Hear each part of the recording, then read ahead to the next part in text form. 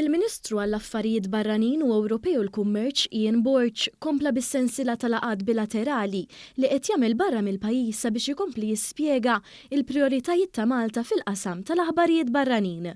Il-Ministru Borch kellu laqgħa mal-Ministru għall-Affarijiet Ewropej, il-Politika ta' Koeżjoni u l-Pjan Nazzjonali tal-Kupru u Reżiljenza tal-Italja, Raffaele Fitto, li matula ġew diskussi relazzjonijiet b'saħħithom li għandu pajjiżna mal-Italja, relazzjonijiet li jmorru lura għall-1964. Tkellimna dwar l-isfidi Ewropej.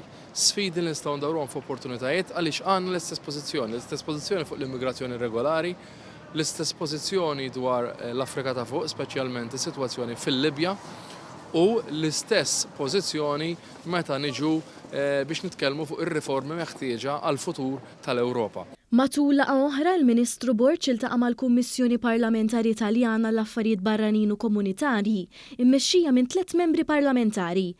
Hemmhekk komplew jiġu diskussi temi relatati mar-reġjun tal-Mediterran u l-importanza tal-istabilità. Fl-aħħar laqgħa tiegħu Ian Borch iltaqa' mal-Ministru għall-Intrapriża tal-Italja Adolfo Urso biex jiddiskutu relazzjonijiet kummerċjali bejn iż-żewġ pajjiżi. Aspett ieħor importanti xejn inqas minħabba id-diskussjoni li għaddejja wkoll fuq livell Ewropew dwar l-għajnuna tal-Istat lill-intrapriżi speċjalment f'dan iż-żmien ta' rkupru ekonomiku wara l-pandemija.